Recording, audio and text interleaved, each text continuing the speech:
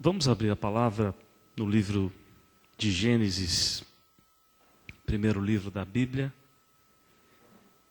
também no primeiro capítulo, Gênesis 1.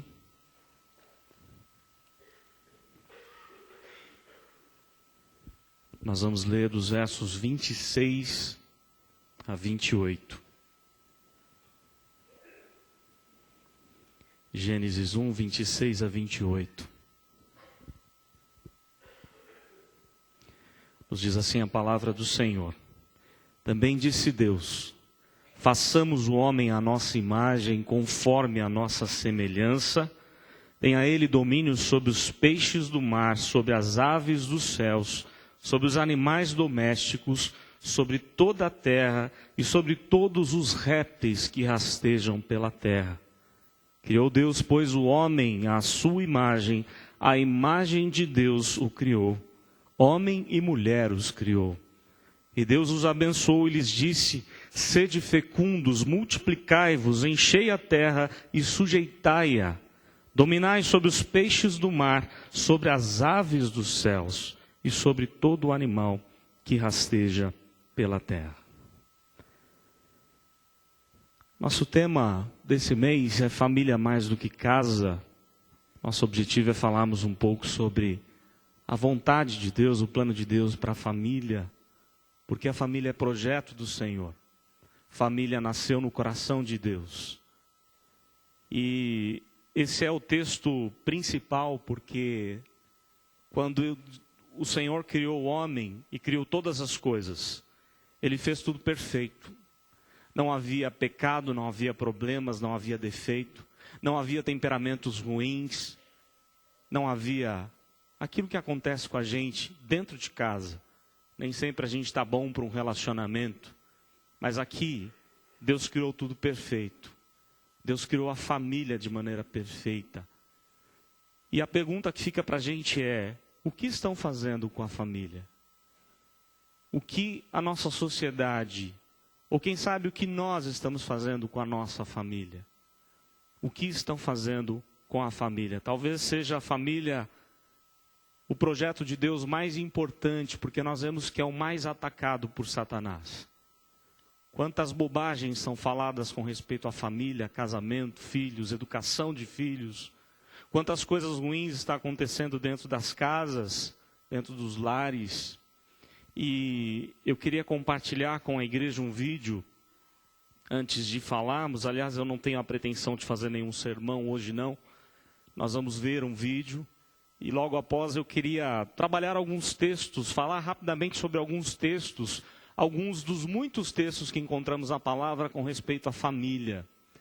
Mas eu queria compartilhar esse texto porque eu tenho trabalhado com jovens já há 18 anos, jovem adolescente. É uma caminhadinha já e eu confesso aos irmãos, está sendo cada vez mais difícil trabalhar com jovem. E quando eu olho para a vida do jovem, eu não vejo problema nele. Na maioria das vezes eu vejo problema na família. Satanás tem invadido os nossos lares. Satanás tem invertido os nossos valores. E os valores da família nem sempre é aquilo que é de Deus. Aquilo que é de comunhão, de vida, de bênção. E toda vez quando chega perto de um acampamento, acontecem tantas coisas difíceis. Como Satanás se levanta para que o jovem não vá ao acampamento, porque ele sabe que acampamento é momento de bênção, de refrigério, de derramar de Deus na vida dos jovens. E eu queria então compartilhar um vídeo sobre o nosso acampamento, algumas coisas que aconteceram lá, os irmãos poderão ver. E depois que passa a gente fala, mesmo com toda a dificuldade, vale a pena o trabalho do Senhor. Porque esses jovens poderiam estar em tantos lugares, fazendo coisas tão ruins diante de Deus. Talvez alguns deles perdendo a vida, se envolvendo com coisas ilícitas. Mas eles estavam lá, ouvindo o que Deus tinha para eles. Então eu queria compartilhar em primeiro lugar esse vídeo, depois nós vamos ver alguns textos. Muito bem. Só para compartilhar um pouquinho do que foi e só Deus sabe o quanto foi bom.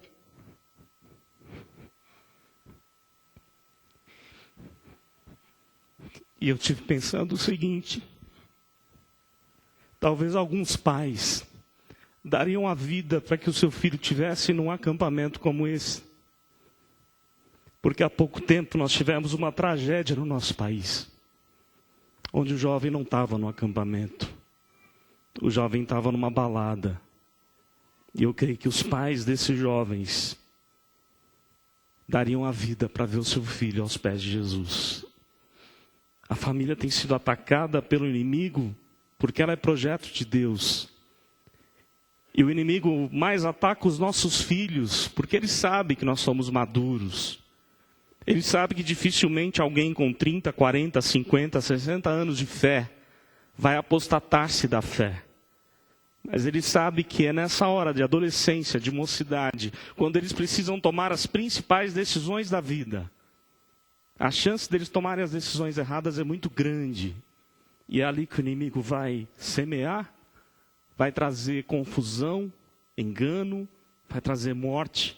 Porque a palavra de Deus diz que há caminhos que ao homem parece direito, mas ao fim vai resultar em morte. Eu queria voltar ao texto bíblico. Nós falamos de Gênesis 1. E como eu disse, não é pretensão fazer um sermão. Eu queria falar de algumas coisas da Bíblia, alguns ensinamentos com respeito à família, partindo desse primeiro texto. O texto fala que o plano de Deus para a família foi criar a imagem e semelhança de Deus. Isso significa que nós somos os únicos que podemos ter intimidade com Deus.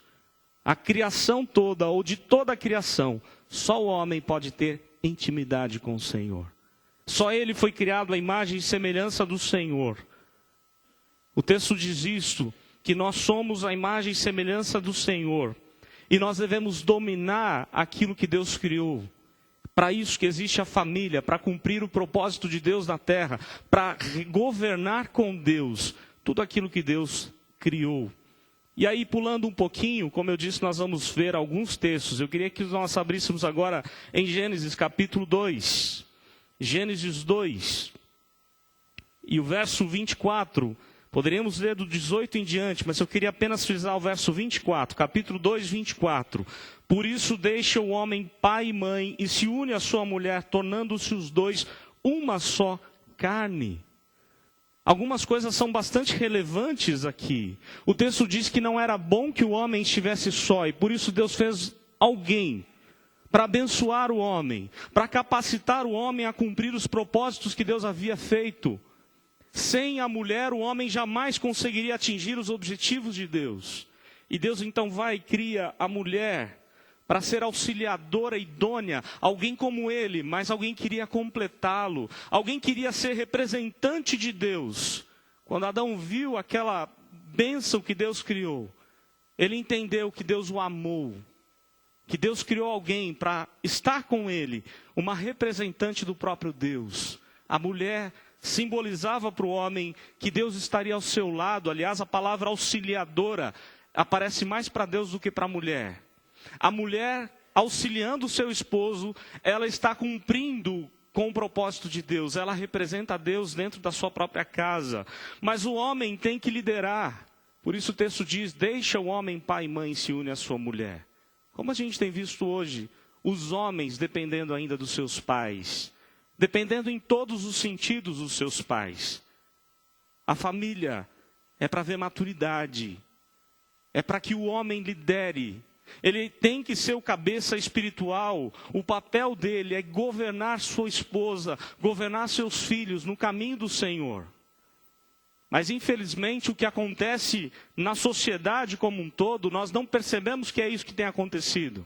Nós não percebemos que quando fazemos, por exemplo, na igreja, um movimento para que o homem lidere a família, para que o homem seja exemplo na família, para que o homem seja o cabeça ensinando a palavra, orando pelos seus filhos.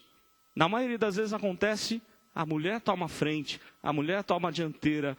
Basta lembrarmos das Déboras, como elas fazem um bom trabalho e deixam os homens a pensar. Talvez nós homens não estamos cumprindo o propósito para o qual Deus nos criou, como líderes, como chefe espiritual do lar. Nós precisamos orar mais pelos nossos filhos, nós precisamos orar mais pela nossa esposa, nós precisamos governar mais, ser líder espiritual no nosso lar. Cabe ao homem chamar a família para o culto familiar, chamar a família para ter compromisso com Deus, com as coisas de Deus. Tudo isso cabe ao homem. E pulando agora para o capítulo 3, acontece um pecado, uma desobediência na vida do homem e que vai desestruturar toda a família. Quando você olha para Gênesis capítulo 3, a família começa a ter problemas aqui. E nós não vamos ler o texto é muito longo, mas alguns problemas acontecem aqui. O principal problema, começam a haver ruídos no casal. Quando Deus aparece no jardim, e a palavra diz que Deus sempre aparecia a Adão e Eva, Deus tinha intimidade com eles. Mas agora, ao chegar, a aparecer no jardim do Éden, acontece um problema. O homem está escondido naquilo que ele deveria governar. Homem e mulher estão escondidos na natureza, quando eles deveriam dominar aquilo que Deus criou. A natureza serve agora de esconderijo de Deus, porque houve morte, houve separação, e começa a haver ruídos na comunicação. Aquele homem que tratava a sua esposa com todo amor, com todo carinho, agora ele quer culpar a esposa, e culpar o Deus que a fez. Porque Deus pergunta, como é que você sabe que você está nu? E ele diz o quê? A mulher que tu me deste, me deu daquele fruto e eu comi. Não é isso que acontece dentro da nossa casa muitas vezes? Quando passamos diante de uma situação difícil, uma situação adversa, em vez de olharmos para nós mesmos e reconhecermos os nossos erros, a nossa tendência é culpar o outro. Foi a mulher. E a mulher faz a mesma coisa. Foi o homem. Foi o filho. Foi o pai. Nós temos que ser maduros o bastante, porque o que Deus está fazendo com Adão e Eva é pedindo a eles que eles confessassem o pecado. O correto seria Adão chegar diante de Deus e falar: Senhor, eu pequei, eu pisei na bola com o Senhor. Eu não deveria ter feito. Eu deveria liderar a minha esposa. Mas ela tomou a dianteira e eu acabei entrando nisso. E ele então vai e culpa a mulher. A mesma coisa, a mulher culpa a serpente. Começa a haver problemas na comunicação, começa a ter medo, vergonha um do outro. Não há sinceridade total, mas há vergonha, há situações difíceis, as emoções estão aqui abaladas, os papéis começam a ficar invertidos. E eu queria que você pensasse um pouquinho no que acontece com a mulher. Verso 16, olha só, lá no finalzinho do texto: o teu desejo será para o teu marido, e ele te governará. Irmãos, como pastores, nós aconselhamos alguns casais. E se tem uma coisa que mais acaba com o casamento, sabe qual é? Papel invertido. Fruto desse pecado cometido por Adão e Eva, fruto do nosso pecado. O que o texto está dizendo é que a mulher agora quer dominar o seu esposo. A mulher quer dominar a sua casa. Ela quer tomar a dianteira, sem perceber. Ela começa a dominar. E quando ela domina, as coisas entram num colapso tão grande. Os filhos começam a ter problemas, porque ele não vê mais no pai uma liderança a ser seguida. Ele não vê mais no pai um exemplo a seguir. E a família vira um tremendo caos. O que Deus está dizendo aqui: mulher, mesmo que você queira dominar o seu marido, o padrão estabelecido lá antes da queda, antes do pecado continua. É o homem quem vai governar. Mas infelizmente as coisas são trocadas, os papéis são invertidos. A mulher quer dominar, o homem, em vez de dominar a natureza, é a natureza que domina o homem. Porque nós não conseguimos mais dominar a natureza como deveríamos. Basta vermos tempestades e tantas coisas que acontecem de desgraças na natureza. Mas Deus ainda assim foi gracioso para com eles e concedeu a eles vida, filhos. Mas o texto segue. A revelação bíblica segue dizendo que no primeiro filho há a maior dor do pai. Caim, o filho da bênção, o filho da primogenitura. A palavra usada aqui por Eva é tão bonita quando ela teve Caim. Foi Deus quem me deu. Foi o primeiro filho que chegou ao mundo. Mas naquele primeiro filho veio também a maior tristeza que eles poderiam ter. O filho matou o próprio irmão por inveja. Porque Satanás vai diretamente na família que teme ao Senhor. Porque Satanás não sossega enquanto não acabar com aquilo que Deus criou. Mas a família é projeto de Deus e ninguém conseguirá acabar com aquilo que é de Deus. Nenhum dos planos de Deus podem ser frustrados. E Deus levanta 7 e a ordem bíblica ou a revelação bíblica continua. E nós pulamos para o capítulo 12 de Gênesis. Deus chama alguém da idolatria. Deus chama alguém de uma família totalmente errada, idólatra. E chama para ter um compromisso, uma vida diferente. Verso 2, capítulo 12, verso 2. De ti farei uma grande nação.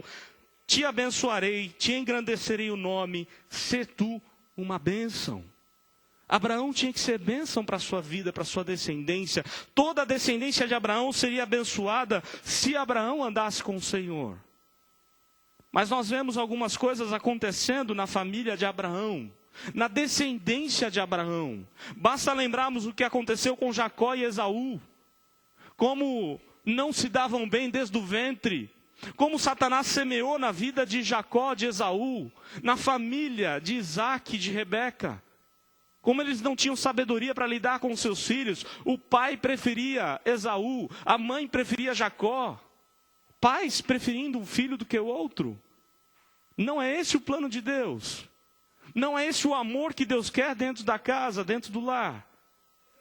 Mas Satanás está ali semeando.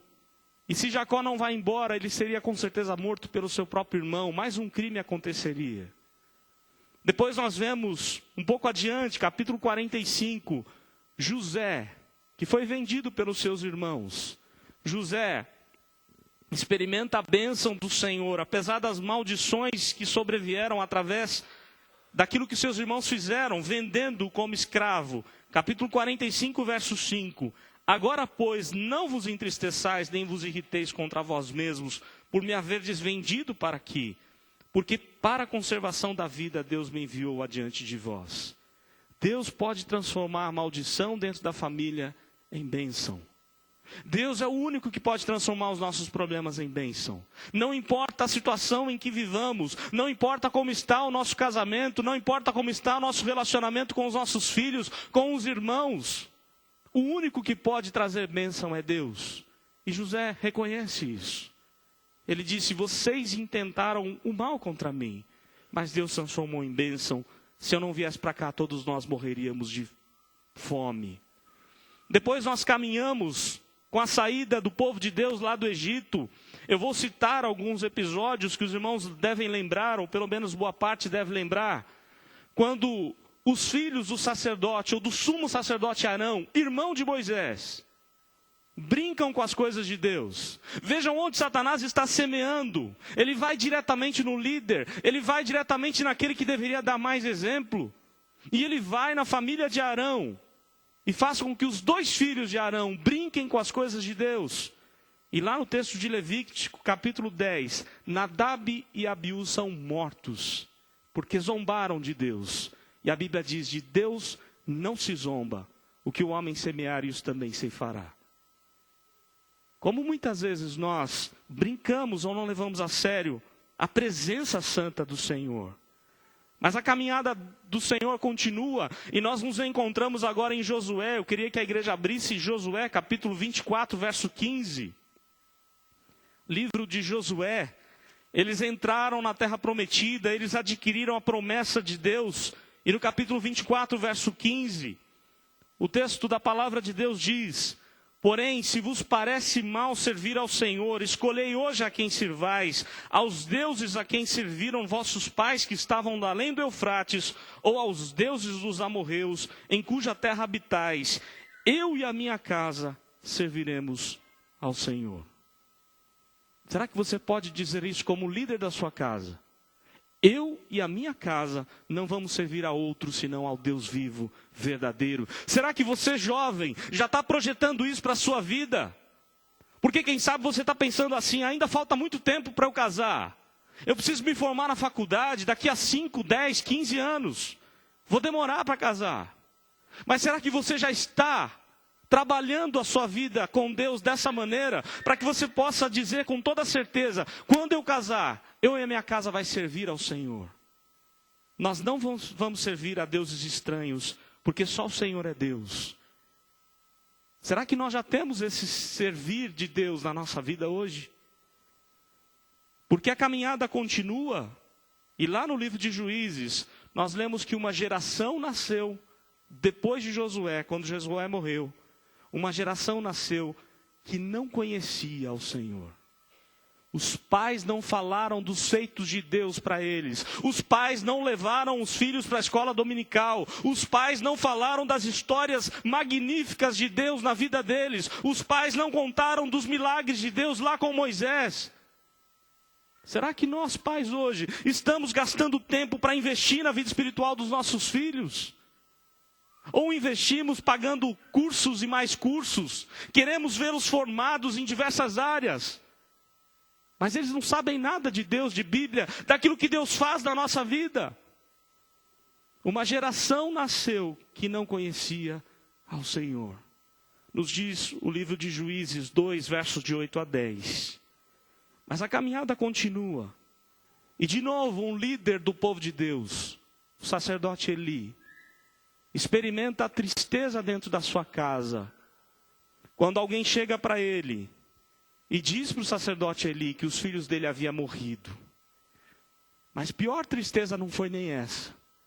Ofni e Finéias, os filhos de Eli morreram, eram sacerdotes que zombaram das coisas de Deus.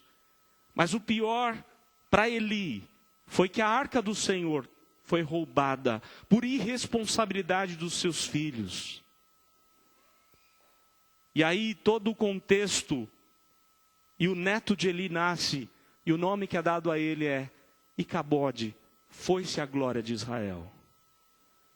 Vejam que um erro na educação dos nossos filhos, uma falha na educação dos nossos filhos, e eu posso dizer falha, porque Deus já havia avisado Eli algumas vezes, o próprio Samuel já tinha dito a Elias, que ele não estava agindo corretamente, disciplinando seus filhos. E uma pequena falha na educação, ou talvez uma grande falha, fez com que a glória de Deus, a presença de Deus afastasse do seu povo, por causa de uma educação errada. Podemos lembrar de outros episódios da Bíblia. Nos lembramos de Saul com Jonatas, que relação ruim que havia entre eles. O rei, aquele que deveria dar o exemplo, não foi um bom pai. Pior do que Saul, Davi, o homem segundo o coração de Deus. Um homem que escreveu salmos tão maravilhosos. E a gente se vê ali naqueles salmos, mas que como pai errou tanto. Como ele não falou com seus filhos, como ele não repreendeu seus filhos, como ele não investiu tempo com seus filhos. Ganhou de tantos gigantes, mas perdeu quase toda a família. Viu crimes acontecer dentro da sua casa. Porque não levou a sério a educação dos seus filhos. Porque a família de Davi, ele deu brechas. E quando a gente dá brecha, Satanás faz uma tremenda bagunça na nossa casa. Foi assim com Davi, o homem segundo o coração de Deus. Foi assim com o neto dele, Roboão, que em vez de ouvir aquelas pessoas sérias, foi dar ouvidos àqueles que não deveriam, a pessoas inexperientes. E o reino de Deus foi dividido. O reino de Israel foi dividido por conta do neto, ou da irresponsabilidade do neto de Davi. Quantos episódios nós vemos Deus zelando pela família e Satanás guerreando contra a família? Mas nós temos textos tão sensacionais que ensinam a gente a ter uma família mais correta, como o Salmo 127, dizendo que os filhos são herança, são presentes do Senhor, são como flechas na mão do guerreiro, flechas que precisam ser direcionadas para o alvo. Será que nós, como pais, estamos levando os nossos filhos para o alvo certo? Para a caminhada com Deus? Para a renúncia na hora do pecado, da tentação? Será que os pais estão sendo exemplo de devoção aos filhos? Será que nossos filhos estão vendo a gente buscando, confiando em Deus, orando, pregando a palavra? Salmo 127 diz que os filhos são herança, mas é do Senhor, não são nossos. São herança de Deus. Salmo 128, como lemos, bem-aventurada é a família que teme ao Senhor, o homem que teme ao Senhor. Quando há temor do Senhor, a bênção da parte de Deus. O livro de Provérbios, quase todo escrito para instruir o filho a ser bem-sucedido. ordens, princípios da parte de Deus, para que o filho obedeça os pais, obedeça a palavra e seja bem-sucedido em sua vida em qualquer área. O livro de Cantares, escrito por Salomão, para nos ensinar a amar ainda mais a esposa amar ainda mais o seu esposo. Textos tão maravilhosos lá de Cantares, como no capítulo 8, as muitas águas não podem apagar o amor, nem os rios afogá-los.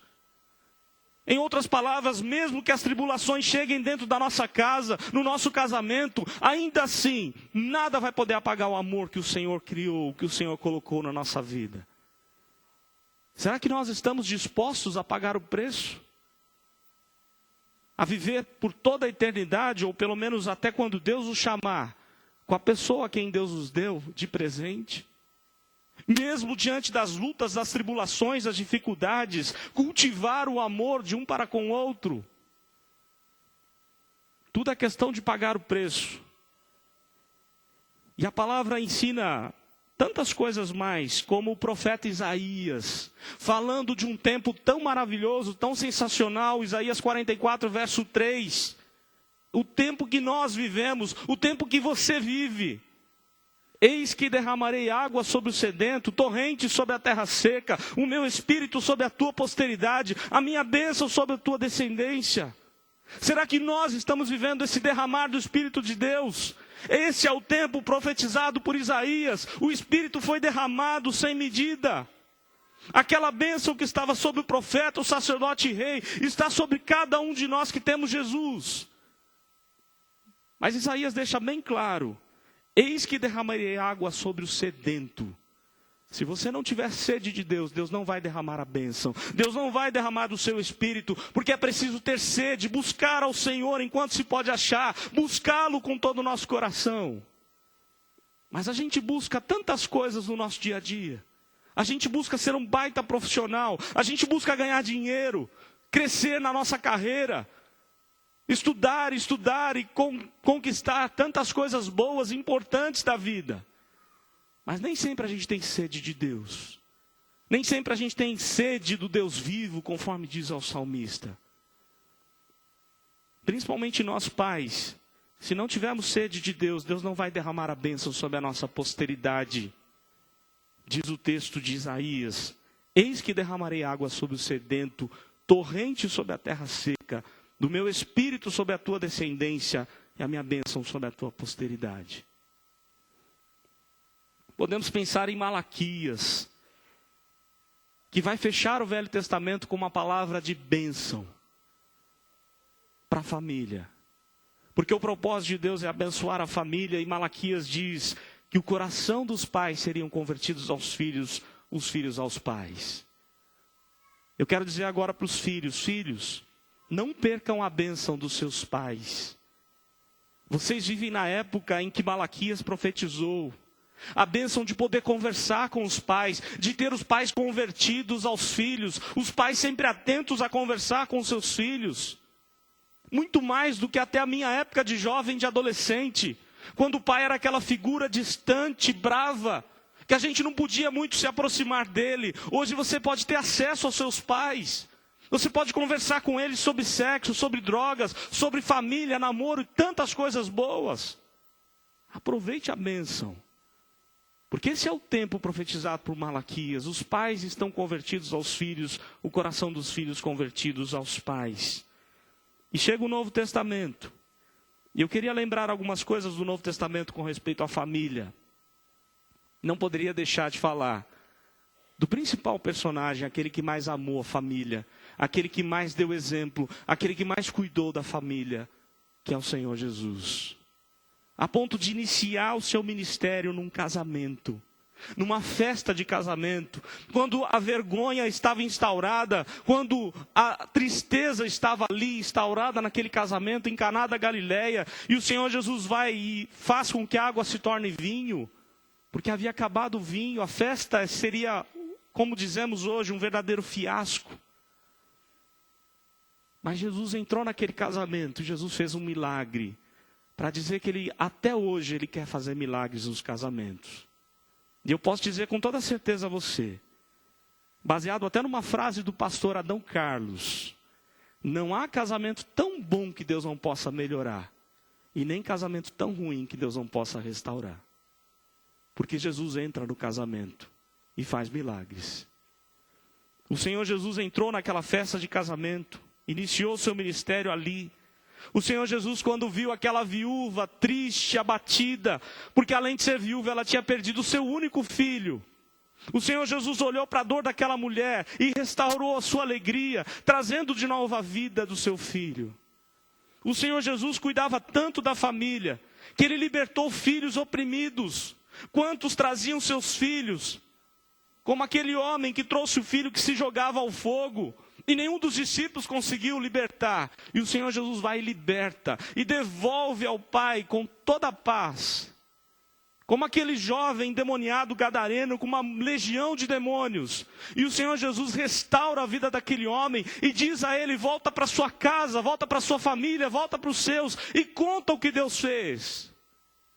Como o Senhor Jesus encontrou gente acabada, arrasada, como aquela mulher desesperada porque a sua filha estava endemoniada. E ela persevera e se humilha diante de Deus. Porque muito vale por sua eficácia a oração do justo. E o Senhor Jesus ouve a oração daquela viúva, daquela mulher, e liberta a sua filha. Porque Ele se preocupa com a família, e Ele quer ver a filha bem. Como o Senhor Jesus fez tantas coisas maravilhosas, curando a filha de Jairo, por exemplo, ressuscitando a filha de Jairo, impactando a vida de Simão de Cirene, porque Simão, quando volta da crucificação, ele volta 2.000 quilômetros para a sua cidade, e os seus filhos se tornam líderes da igreja com Paulo. Tamanho foi o testemunho de Simão de Cirene, vendo o sofrimento do Senhor Jesus. Como o Senhor Jesus curou aquele leproso, talvez mais de 20 anos com lepra. E aquele leproso com certeza voltou para sua casa para dar um abraço nos seus queridos, na sua família. Pensamos em Pedro, que lá em Atos, o capítulo 2, ele diz que a promessa de Deus, o derramar do Espírito de Deus, a promessa é para os pais e para os filhos. A bênção de Deus é para os pais e para os nossos filhos. Como Pedro escreve na sua carta, mostrando ao marido que ele deve cuidar da sua esposa como alguém muito frágil, e que ele deve amá-la, honrá-la, respeitá-la e cuidar dela, porque ela é muito mais frágil do que o homem. Como Paulo escreve para a família, em diversas cartas, mostrando que o marido, ele ama a sua esposa, ou ele deve amar a esposa como Cristo ama a igreja. Em outras palavras, o marido deve estar pronto a dar a vida por ela, se for preciso. Será que você está disposto a dar a vida pela sua esposa? Ou quem sabe pela sua futura esposa? Esse é o padrão que Deus quer dentro do lar. Será que você, mulher, está disposta a ser submissa ao seu esposo, demonstrando todo o amor a ele, se submetendo à sua liderança? Confiando na liderança do seu esposo?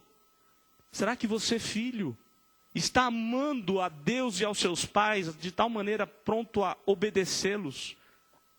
Porque nós amamos dentro de casa quando obedecemos os nossos pais, quando honramos os nossos pais. E será que nós, pais, estamos amando tanto os nossos filhos a ponto de educarmos com sabedoria?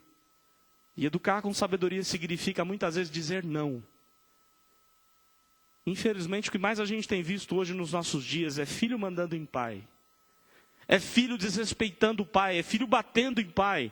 É pai fazendo todos os gostos do filho, comprando tudo que ele quer. Não exercendo nenhuma autoridade sobre o filho. Não é isso que é amar o filho.